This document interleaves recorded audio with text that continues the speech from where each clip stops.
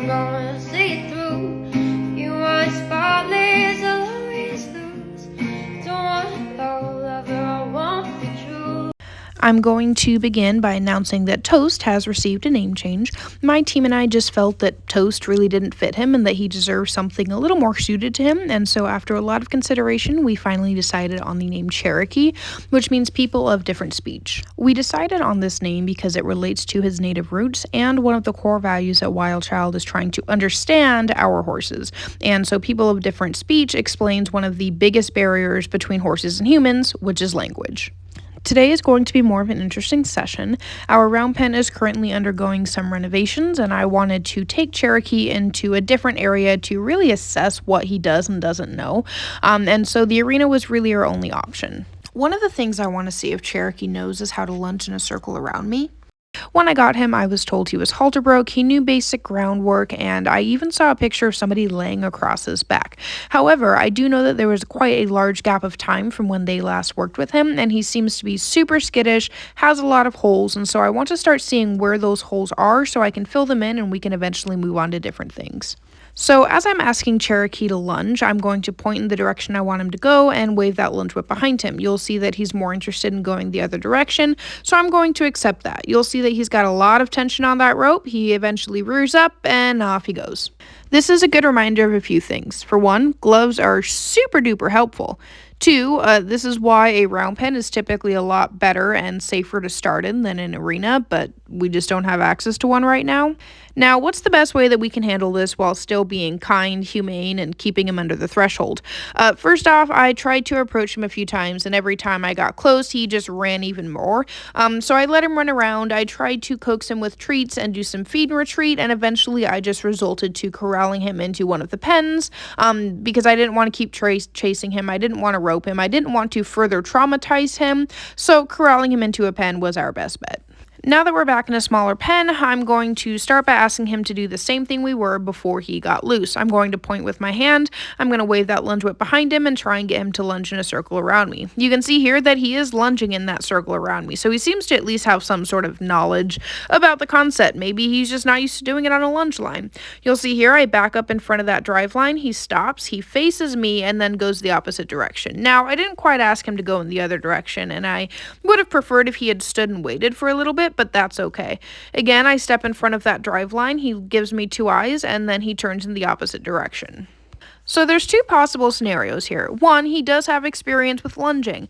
Maybe he just hasn't done it in a while. Maybe he's a little bit rusty. Maybe he's only done it free lunging, so he's never really done it on a lunge line. Or two, now that we're back in close quarters, he's kind of just doing what he can to get away from pressure. I think he does have some experience with lunging just based on the fact that he would turn with two eyes towards me because most horses will turn with their rump towards you for those first few times. We're going to go back to square one for a second and work on some feed and retreat. I want him to remember that I do come with pleasurable stimuli and that while we had a scary experience, not every interaction with me is going to be scary. So I'm going to talk about something with you guys, and I don't remember if we've discussed it with Cherokee before, so I'm just going to do it again. Horses have what's called a drive line. Anything behind that drive line is the gas pedal. Anything in front of that drive line is the brake pedal. In other words, if you want the horse to speed up, you want to apply some pressure from behind. If you want them to slow down, then you're going to step in front of that drive line, which you'll see that I do right about here. Cherokee stops, he looks at me, so I back up, and then I'm going to reinforce that behavior. I'm going to take a moment to work on creating positive associations with the lunge whip. In other words, I'm going to throw it on his back, and then I'm going to reinforce. I'm going to do this for a few minutes and then move on.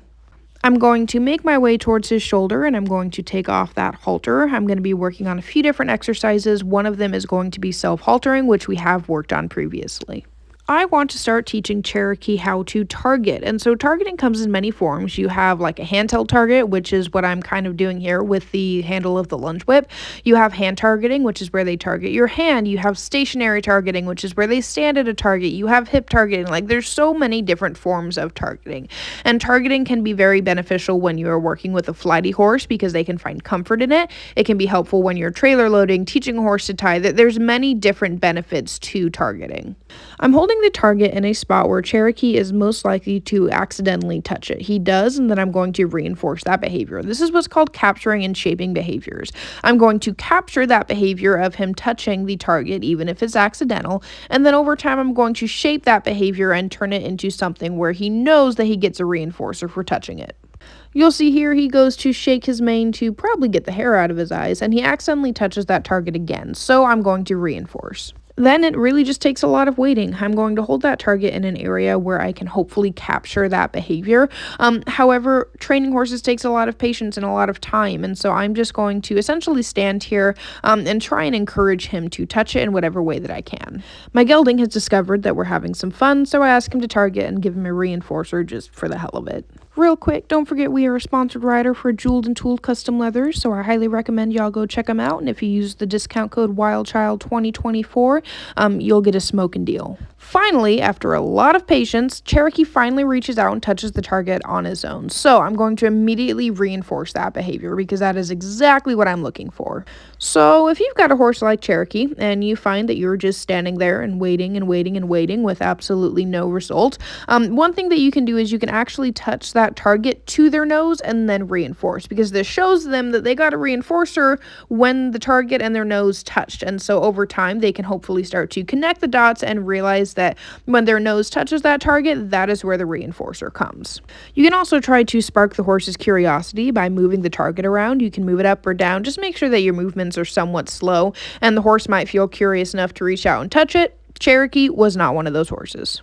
Moving on to self-haltering, I'm going to start by creating positive associations with the halter. I touch his nose with it, and then I reinforce.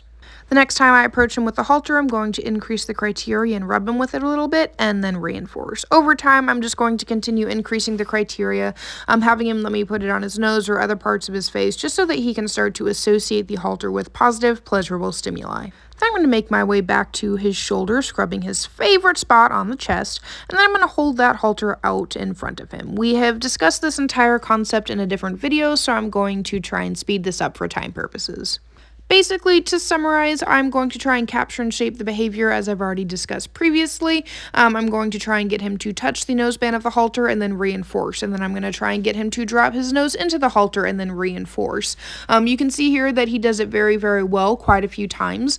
The goal is for him over time to just be able to drop his nose in the halter and for me to be able to do it up, and then we're good to go. Right now, just getting his nose through the halter is priority. Because Cherokee already knows how to put a halter on, I'm going to move to the other side and work on the next step. The biggest reason I am literally going back to the very, very basics is because I want him to enjoy being haltered. I want him to associate it with positive stimuli and not feel like he has to run from it every single time.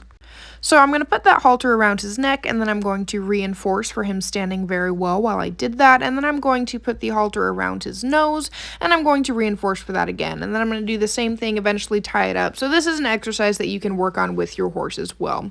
So I hope you all enjoyed this YouTube video. If you have not already, please hit the red subscribe button. Check us out on Facebook, Instagram, our podcast. Check out the books we've written, the merch, and all the other fun stuff that we provide for you guys.